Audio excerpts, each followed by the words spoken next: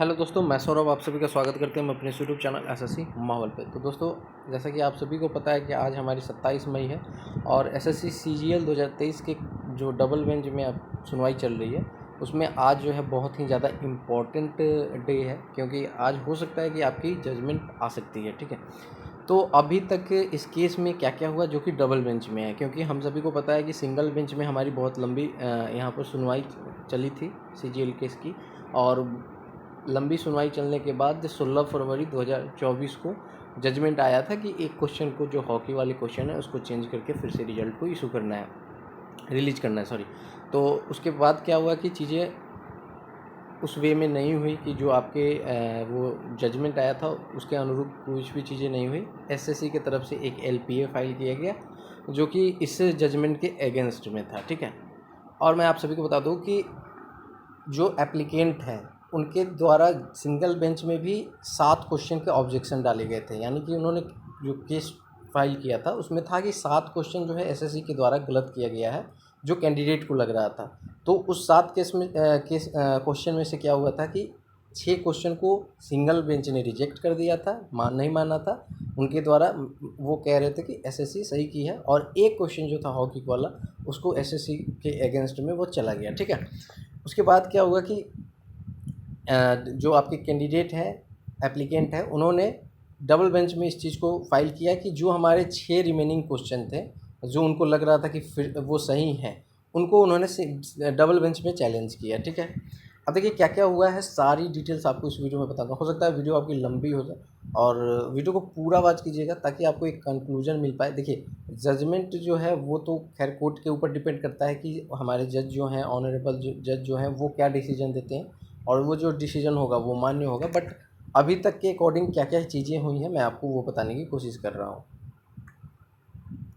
तो देखिए, जैसा कि हम सभी कोई आ चुके हैं यहाँ पर दिल्ली हाई कोर्ट के ऑफिशियल, जहाँ से केस के सेक्शन चेक करते हैं। देखो, सबसे पहला यहाँ पर आपकी जो है एलपीए फाइल हुई थी, तो कैंडिडेट के द्वारा, जो कि 6 क्वेश्चन के ऑब्जेक्शन के लिए थी, क्योंकि एक क्वेश्चन तो सिंगल बेंच के द्वारा जजमेंट आ चुका था, तो उस क्वेश्चन के लिए ऑब्जेक्शन नहीं पड़ा था। यहाँ पे 6 क्वेश्चन के लिए पड़ा था, जो कि 11 मार्च को जो है आपकी पहली डेट वहाँ पे हुई थी।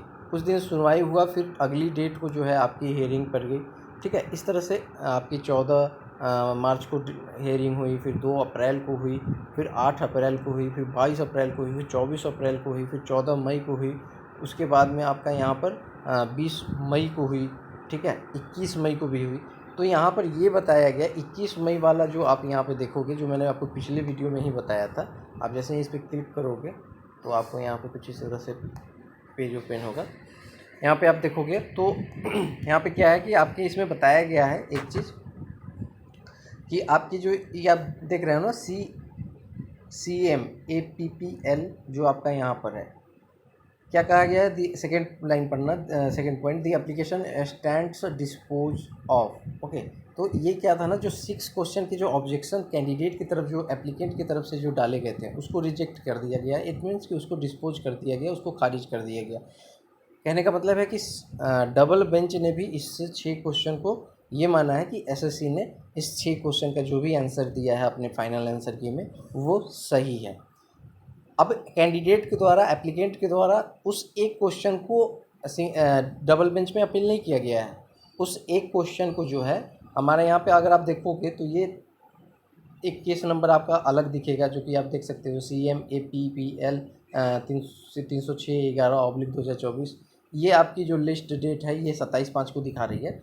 तो ये जो एलपीए है वो एसएससी के द्वारा फाइल किया गया है, जो कि एसएससी का कहना है कि हमने जो एक क्वेश्चन के अगेंस्ट जो जजमेंट आया है वो क्वेश्चन का भी आंसर हमने सही किया है। तो उस चीज़ को चैलेंज करने के लिए एसएससी ने एलपीए फाइल किया। अब डबल बेंच जो है इस एक क्वेश्चन के ऊपर सुनवाई करेगी कि जो एक क्वेश्चन जो सिंगल बेंच ने सही बता दिया था, कि कैंडिडेट के फेवर में दिया था कि नहीं, एसएससी के द्वारा ये क्वेश्चन के आंसर गलत है, इनको सही करना होगा, तो अब उसी पे सुनवाई होगी आज आपकी। और मोस्ट प्रोबेबली है कि आज आपके जो है जजमेंट के चांसेस हैं, अगर चीज़ें सही वे में चलती हैं तो, अगर कोई भी डिले, फर्दर डिले नहीं होती है तो, ऑन टाइम पे सुनवाई होती है, ऑन टाइम पे हेयरिंग होती है, तो नेक्स्ट की जो है आपकी नेक्स्ट डेट लगने की कम चांसेस है, क्योंकि सिर्फ एलपीए पे आप सुनवाई, इस एलपीए पे सुनवाई करना है कि हम जो सिंगल बेंच की जो ऑर्डर आए थे उसमें जो, क्योंकि ऑर्डर तो जो ऑर्डर की कॉपी है वो तो उनके पास भी है, तो उसमें जितनी भी चीज़ें मेंशन है वो उनके पास ऑलरेडी है। तो बस उनको ये चीज़ें देखना है कि जो सिंगल बेंच के जजमेंट में लिखा गया है क्या वो कितने हद तक उनके अकॉर्डिंग सही है। अगर सही है तो आपकी जो जजमेंट है जो 16 फरवरी 2024 की थी वही सेम रह जाएगी, और मुझे जहाँ तक लगता है कि एक क्वेश्चन में तो वो वैसे ही रहेगी। ठीक है। अब लेकिन ये चीज़ें हैं कि ऐसा नहीं है कि मैं आपको पहले ही बता दूं या मैं कुछ ऐसा एक आपको ये बता रहा हूँ कि पॉसिबिलिटी है कि हो सकती है कि वही रहे। ठीक है। और मैं आपको एक चीज़ और बता दूं कि इसमें थोड़ी सी केस ये आपकी लंबी भी होने वाली है। ठीक है। इसमें आपकी लंबी होने वाली है केस, तो क्योंकि एसएससी हमको नहीं लगता कि अगर इसके अगेंस्ट में भी जाती है चीज़ें, अगर डबल बेंच में भी जाती है तो ये अपर जाएंगे ही जाएंगे एसएससी। ठीक है। लेकिन मैं ये कह दूं कि अगर आज जजमेंट में ये चीज़ें क्लियर हो जाती हैं कि नहीं एक क्वेश्चन जो हॉकी वाले हैं वो वाकई में गलत है, उसको चेंज करना है, तो मे बी एसएससी जो है लास्ट तक जो है वो चीज़ें एसएससी के साथ होंगी कि उनको चेंज करना पड़ेगा। ठीक है। तो hope so for the best. ठीक है। हम लोग यही उम्मीद करेंगे कि अच्छा ही रिजल्ट हो, जो भी हो फेवरेबल हो। जो भी अपडेट आएगी मैं आपको ज़रूर अपडेट करूंगा। जैसे कि आज हियरिंग है तो आज आपकी अपडेट नहीं दे पाऊंगा मैं, क्योंकि थोड़ी सी अपडेट आने में लेट होती है और बिना अपडेट का कुछ भी बोलना सही नहीं होता है। ठीक है। ये तो मैं आपको प्रीवियस जो हुई हैं उस बिहाफ पे मैं आपको बता रहा हूँ। तो आज आपकी हियरिंग होगी और मे बी कल शाम तक मैं आपको प्रॉपर वीडियो दे पाऊँगा कि एक्चुअल में हुआ क्या है, क्या नेक्स्ट डेट पड़ गई है या आपकी जो भी है। अगर होता है कभी कभी कि जजमेंट आती है तो जजमेंट को उसको सुरक्षित रख लिया जाता है, रिजर्व कर रख लिया जाता है, तो उस केस में भी आपको ये पता नहीं चल पाएगा कि क्या हुआ है, तो कुछ दिन के बाद उसको रिवील किया जाता है। तो ये चीज़ें जो भी अपडेट होगी आप सभी को मैं इसीलिए कहता हूँ कि चैनल से जुड़े रहो, टेलीग्राम से जुड़े रहो, मेरे पास जो भी इन्फॉर्मेशन होगी मैं डेफिनेटली आपके साथ शेयर करूँगा।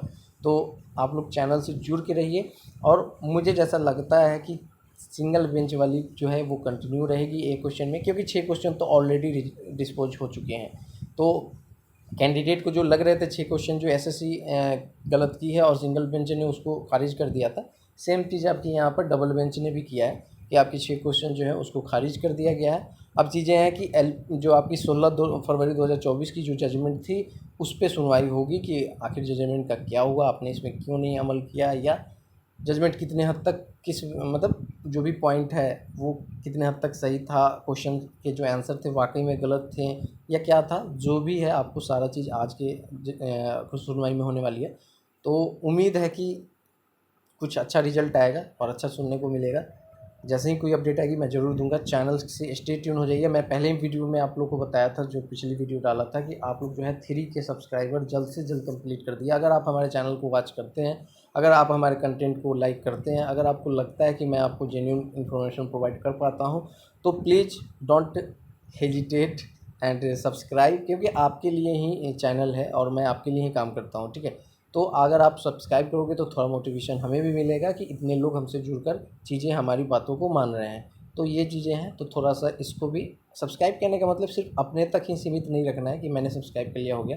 नहीं, आपके जितने भी अच्छे फ्रेंड हैं जो आपकी बात मान सकते हैं उन सब तक शेयर करो, और ये कि कहिए कि चैनल को सब्सक्राइब करने के लिए, क्योंकि जब तक चैनल पे एक ट्रैफिक नहीं लाएंगे तब तक वो चीज़ें नहीं होंगी, क्योंकि सभी तक ये चीज़ें पहुंचनी चाहिए। ठीक है। तो जितना ज़्यादा हो सकता है मैक्सिमम शेयर करते रहिए और चैनल से जुड़े रहिए।